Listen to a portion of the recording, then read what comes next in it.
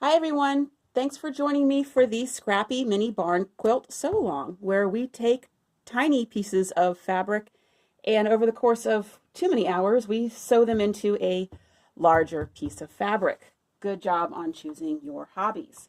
If you bought a kit from me, first of all, thank you, and let's go over our supplies. First off, go ahead and print out one of these handy dandy diagrams. Fancy, right? In the kit, you should have gotten a whole bunch of 2.5-inch squares. If you buy these from a fabric store, they're called mini charms, 2.5 inches, or you can just go ahead and cut your own. You should have gotten, let's see, 12 red, 12 yellow, 8 green, 12 dark blue, 24 light blue, and 72 whites. I gave you a whole bunch of extra ones so that way you can go through and enjoy the variety. Like that, right? Nice. Also in the kit, you should have gotten a piece of binding. I made these. This is double fold binding. Should have gotten about 90 inches of that. You're going to have a piece of batting that's about 22 inches square. You're going to have a piece of backing fabric that is also about 22 inches square. And you're going to have a piece of quilter's grid. This is sold as Pellon quilter's grid. It's also sold as Pellon 820 or Visaline quilter's grid in a few other countries. I will include Amazon link and Joanne link if you want to buy it on your own. Other supplies that you will need is your beverage of choice. Not necessarily, you don't have to have it, but it's very nice to have it, is a self-healing cutting mat, a ruler, a sewing machine, a small pair of scissors, and a large pair of scissors. You'll want both. If you don't have another large pair of scissors, you can use a rotary cutter. And a disappearing fabric pen. I like Leonis. I'll put a link on there. I've been using them for about 10 years. I think in future kits, I'll just include one. Go ahead and print out your diagram and let's get started working on the layout. I'm kidding. Before we do the layout, take all your white squares, take your ruler, and take your disappearing fabric marker. A whole bunch of these white squares, I think something like 40 of them, are going to be turned into half square triangles. So just to save ourselves some hassle, we're going to draw a diagonal line on the back of all of the half square triangles. Some of the white on whites, it's honestly kind of hard to tell which is the back. So do this in a nice well-lit area. So do that for all of your halves of your white ones, and then we'll figure out the layout. Okay, looking at our sheet here, we're going to start this on a flat surface, something that can be moved around. This size mat is a little bit too small, but I'm going to make it work. Looking at our diagram, we're going to make a square of 10 by 10 of our white ones. And then we're going to move our way in and do another set all the way around 8 by 8 of our white ones. And there we go. So I've got 10 squares all the way around, and then inside of that I've got 8-inch squares all the way around. Now pick out, let's see, 1, 2, 3, 4, 5, 6, 7, 8. Pick out 8 squares. Actually, no, I lied. We're going to start from the center and work our way out. So go through your yellows and pick out 4 yellows and put them roughly in the center. Okay, 4 yellows in the center, and on top of those yellows, because if you'll notice, we're going to be making some red half square triangles. Pick out some of your reds and put those on top of these. Okay, 1, 2, 3, 4. These will be made into half square triangles. From there, grab 12 of your dark blues and grab the rest of your whites. You're going to surround this with whites. So 1, 2, 3, 4, 5, 6, 7, 8. And then grab your dark blues and put the dark blues on top of these white ones and in the corners, making this shape right here. From here, we're going to put some reds in the corners. So put a red there, a red there. I like that rose one. And I don't think I've used, ooh, polka dot. Absolutely, polka dot. Polka dots in the corners. Okay, so those represent these reds right here. Go ahead and put the rest of the blues, light blues around, and the greens and the yellows. Put the light blues down first, and then put the greens on top, and you'll see why in a sec. Okay, light blues going all the way around that with our reds in the corners. Grab your greens to go on top there 2 on top there, 2 on top there, 2 on top there. Those are all going to be made into half square triangles. Above these blue ones that you just put down, or above the green ones rather, you're going to put 2 yellow ones. These are going to go on top of the green ones. Nope, I lied. Just above the green ones. 2 there, 2 there, 2 there, and 2 there, just like in the diagram. From here, finish up with the red ones. These red ones will go on top of some of the white ones, and we'll be turning those into half square triangles. And there we go. Check and see if you have any directional fabric. I like this Paris print. It says Victoria Street on it, so I want to make sure that that's going up and down. Same thing with, well, a lot of the Paris fabric. Let's make sure they're up and down. Ice creams can go any way, I suppose. Make sure the flower is going to be in a place that you really like. I love this lemon print.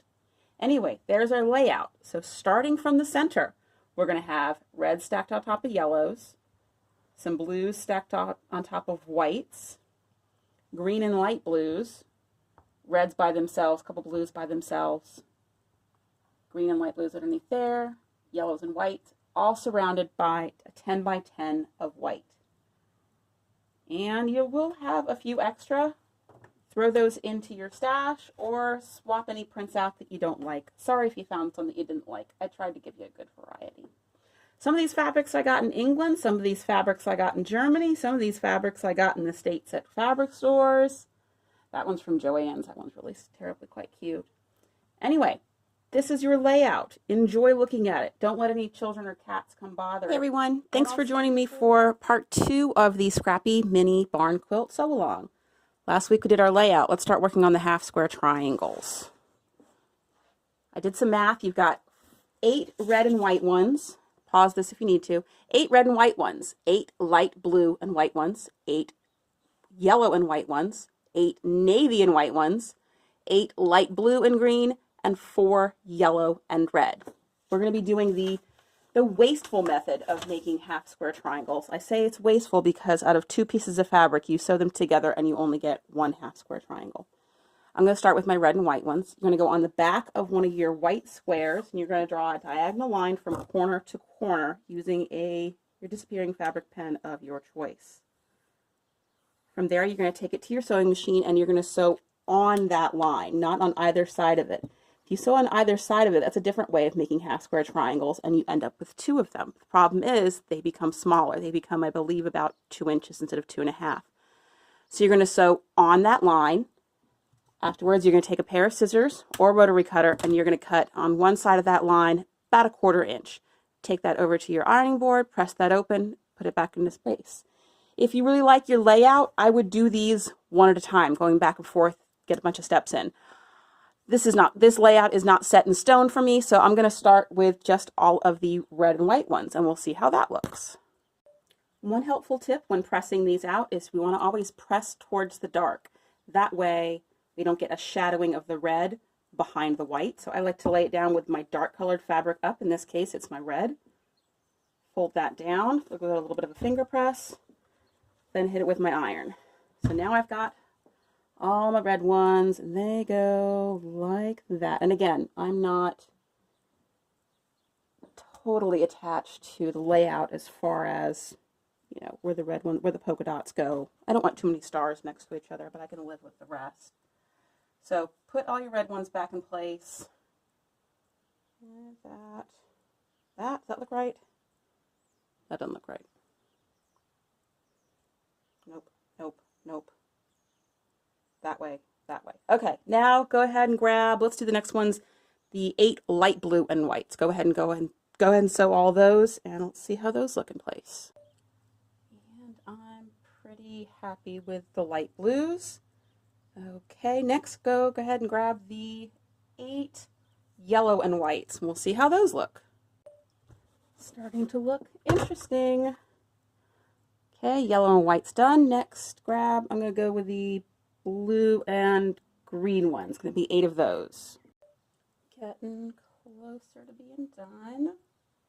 Green and light blue. 1, 2, 3, 4, 5, 6, 7, 8. Let's do the navies and the white. 1, 2, 3, 4, 5, 6, 7, 8. Okay, pressing towards the dark. And there's our navy, yeah, navy and white. Wait, hang on, those don't look right. They go the other way, they go the other way. Yep. So yeah, don't worry about your layout. We'll fix it as we go. That way, that way, that way, that way. Good Lord. Yes, facing in.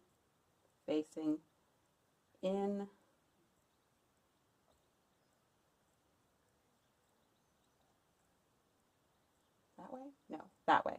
Nope, that way. Good grief. Okay, get your layout right. Print that document out. Last ones, 4 in the center, the yellow and red. And making a square in the middle of yellow. Okay. Does that look right? Does that look right? Looks right. Blue's all going the right way. Okay, like I said, your layout doesn't need to be set in stone. If you want to switch some things around, by all means. If you have a print that you really, really like, that you don't want it to be cut in half, don't have it be one of the half square triangles, although it does look cute as a half square triangle. Okay, so like I said, 8 yellow, let's see, 8 red and white, 8 light blue and white, 8 yellow and white, 8 navy and white, 8 light blue and green, and 4 yellow and red. You can do them one at a time. If you really like your layout and you don't want to fuss anything up, you can do them as by each color like I did, or you can pull them all off the board, sew them all, iron them all, press them all, put them all back on the board. Anyway, hope everybody likes how that's turning out so far, and I will see you next week when we start to use our fusible interface, and you'll come to enjoy the cheater method. Thanks so much, everybody. See you next time. Video 3 for the Scrappy Mini Barn Quilt Sew Along. Supplies for today are going to be all your lovely laid out squares and half square triangles. And go ahead and get your quilter's grid. This is sold as Pellon Quilter's Grid on Amazon and Joann's and such, or as Pellon 820. I'll put some helpful links on the website. Go ahead and open it up, and you're going to feel that it's got 2 different sides. One side has the grid printed on it, and it's really easy to see. The other side, more texturally feeling, is going to be where the heat activated glue is. You can use other kinds of interfacing for this project that doesn't have the lines on it. The lines just make it a little bit easier to have everything be nice and straight. I will say that this material is a little bit forgiving when it comes to if you find you want to swap a square out, you can pull it up off of the grid. The glue releases pretty well even when it's not still warm, and then you can reposition your stuff, and the material is not going to tear a lot. So first thing we're going to do is we're going to make 10 little piles out of all of our squares, just so that way we can transfer it easily onto our quilter's grid. We're going to work from left to right. So starting from the left, we're going to grab all those squares, put them in a pile. Second one, put them in a pile, and so on. 10 nice, neat little piles. Go ahead and get your quilter's grid out and put it print side down, textured glue side up. The piece that I gave you is about 23 by 25-ish, which is just smaller than what the unfinished quilt top is going to be. It needs to be smaller because when you start placing these onto the grid, I don't want you to start placing them like this with the quilter's grid around it, because then when we hit it with the iron, the grid's going to stick to your iron. So find a corner that will allow you to use the lines of the grid, but so it starts your project just off the grid. I like to lay 3 or 4 down and then hit it with the iron. You don't need to worry about them touching. If they're touching, that's great. You don't want them to be overlapping. You'll see that that wants to start happening when we start working with the half square triangles. You want them just touching, not overlapping. Using the grid to get them into a nice, neat row. Put a few of them down, hit them with the iron.